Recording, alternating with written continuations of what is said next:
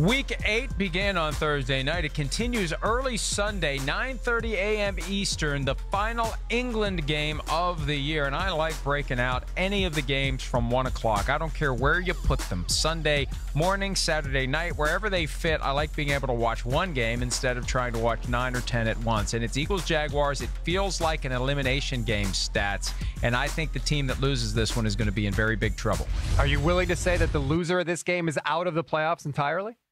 No, because I think the Eagles could lose and still win the division. Now, they're going to have to worry about Washington gaining separation, but I think the Eagles could still win the division. They've got 5 games left within the division, and I think the Jaguars as well could pull their way back into it. So I don't think the loser's done, but boy, the loser is going to be in a very deep hole with 5 losses with 8 games to play. Will you go breakfast beer since the game kicks off at 9:30? Now, I work on Sunday. Some of us work on Sunday. I can't sit at home in my PJs, my onesie PJs like you do, your 49ers onesie PJs, eating wings and drinking beer. Sorry. No, I have to work. You wish you could. All right, let's go Ravens at Panthers. What's more likely, Mike? Another multiple score comeback by Cam Newton or another shutout by the Ravens? You know, you love this what's more likely thing. Though I don't like this what's more likely because reality is typically in the middle. I don't think there's going to need to be a comeback in this one. I like the Panthers at home. There's questions about Cam Newton's health. Ron Rivera, the coach of the Panthers, says he will be fine and he'll play. He hasn't thrown yet this week because of a lingering shoulder issue. But I think the Panthers at home, motivated by being the underdogs, and also I think galvanized. Remember Doug Peterson said the Eagles were galvanized by blowing that lead? I don't think he knows what galvanized means. You become galvanized when you overcome the 17-point deficit, which is what the Panthers did, and I think that will carry over into this week. And the Ravens are going to be searching for some answers after they fall to 4-4. The Bengals gave up 550 yards to the Chiefs last week. Mike, good news. They welcome in the Bucs, who actually put up the most yards per week in the league. Yeah, but I think there's a fundamental difference between the Buccaneers and the Chiefs. The Buccaneers not as explosive as they were early this year. And I think the Bengals, the players-only meeting, does that ever work? I don't know. But I think at home against a Buccaneers team where the Bengals feel the urgency and they want to atone for what happened last week. On to Cincinnati has always been that mantra after you have an embarrassing loss and you have to turn it around and win. They can't say on to Cincinnati other than the fact that they're going home to Cincinnati. But I feel like it's going to be that kind of game where the Bengals could win this one going away. Russell Wilson and the Seahawks go to Detroit to face the Lions. Mike, the best quarterback on the field in this one will be? I still think it's Russell Wilson because of the dual threat. We haven't seen as much of the running this year, and he hasn't lived up to the hype. It seems like every other year or so, an inordinate amount of hype emerges about Russell Wilson once people appreciate what he did the year before. But he's very steady. He's very effective. He's the centerpiece of that team now. I think a lot of the changes that have been made there are all about building the team around Russell Wilson. And I think with extra time to get ready, with the motivation that will come from trying to honor the memory of Paul Allen, who owned that team for more than 20 years. I know that the Seahawks aren't favored to win. They're 3-point underdogs. I like the Seahawks to go to Detroit and win this game outright and maybe propel a wild card run. I never give up on any of my preseason predictions until they're mathematically impossible, although I am willing to concede the Seahawks winning the NFC West. Unlikely at this point. I think they could still propel themselves into the wild card mix, and who knows, maybe get round 3 against the Rams in January. The Giants are already preparing for next year, but they still have to play a game, Mike. They welcome in Washington. Are we going to see Big Blue just mail it in? This is the time of year where you have to wonder whether or not there's going to be the major league dynamic, right? Wasn't that the movie where the baseball team deliberately tries to stink and the players become galvanized? There's that word again. I wonder how the players react to the trade of Eli Apple, the trade of Damon Harrison. I don't know that the absence of those two guys really affects the defense, given the way it's currently constituted.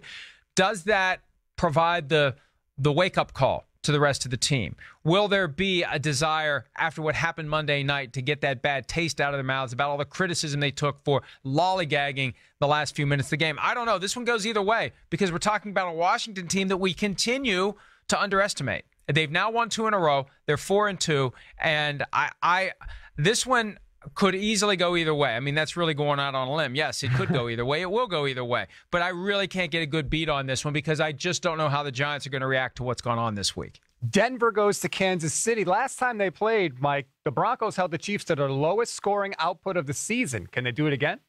Yeah, that's a little bit deceptive, though, because it was in that final 7 minutes that the Chiefs pulled off a couple of touchdowns and ultimately won the game. I think the Chiefs are going to continue to roll. They are sliding into that dominance phase of the season where the teams that they should beat, they will beat, and they will beat convincingly.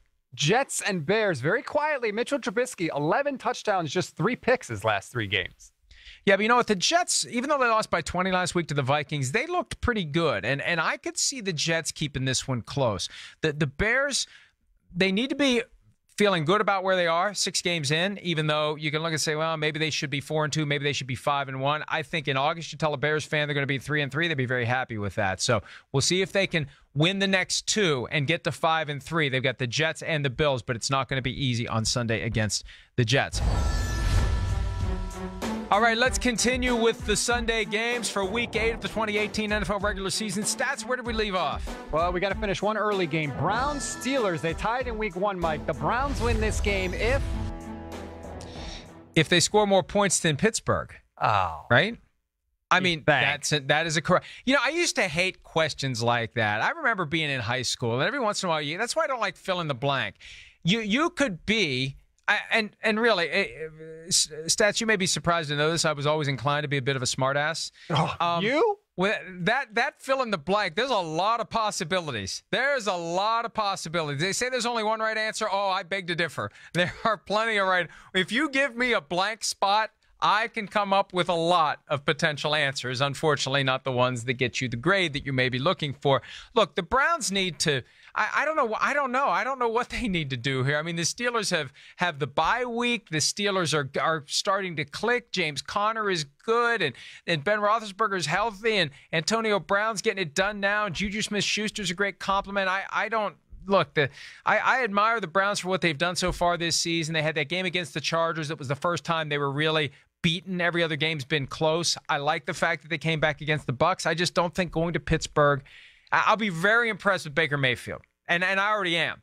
But my estimation of him will be adjusted dramatically if he ends up winning this game. I don't think he will. I just don't think it's going to happen. I just think that right now there's that sense that the Browns are wobbly a little bit, that the Hugh Jackson comments about the offense and, Todd Haley trying to smooth it all over. I just think that provides a backdrop for the Browns that does not make it conducive to beating the Steelers. Packers go to L.A. to take on the Rams, Mike. What's more likely, Aaron Rodgers struggling against Wade Phillips, or Rodgers just lights it up in a shootout?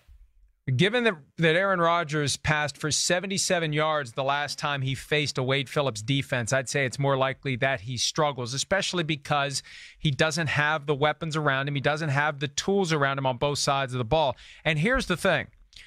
If the Rams, you don't have to stop the Packers many times. If you can shred them defensively and score, it's 21-7 before you know it. How do you dig out of that hole if you can't, okay, hey, we got a field goal on that drive. All right, the Rams scored another touchdown. Hey, we scored a touchdown. Yeah, so did the Rams. Oh, we had to punt. Well, the Rams scored a touchdown. The next thing you know, it's 42-15. Look, I don't know if the Packers can keep this close or not. I think that this is the beginning of a difficult stretch for the Green Bay Packers. They go on the road 4 out of 5 times, and I have a feeling this day is not going to go well for Aaron Rodgers and company, and this may be a game that we come back to and look at. If it's an embarrassment for the team, this may be one of those games that greases the skids toward a coaching change. Drew Brees and Kirk Cousins on Sunday Night Football, Mike. I put the over-under on touchdown passes for this game at 5.5. Where are you going? I always like it when you go half because I don't like a push on these. I'll go over. I think that it's going to be, not quite 45-42, but I could see 34-31, 30-27. I could see an exciting, not ridiculously high-scoring game, but a very competitive game featuring some great plays on offense, some defensive stops when needed, and I'll go. Let me take the over that because especially since I'm rooting for a good game on Sunday night. All right, Colts and Raiders. If the Colts win, Mike, and get to 3-5, do you consider them a real contender in the AFC South? Well, they're going to go back at that and look at that Texans game that they lost, and that's the one that's going to hurt them down the stretch because even if they win, they're 2 full games and a tiebreaker behind the Texans. I'm not ready to write them off, and I think they will win, but the fact that the Texans have emerged the last couple of weeks will make it harder for the Colts to pull themselves back into it. Game of the week, 49ers in Arizona to take on the Cardinals. Does the loser of this game get the #1 overall draft pick? Oh, you got the Raiders, you got the Giants, and we know that the Raiders and the Giants are at least trying to lose because they're trading off assets. The Cardinals and the 49ers aren't doing that. So, no, I think the loser of this game is going to be in position for a top 3.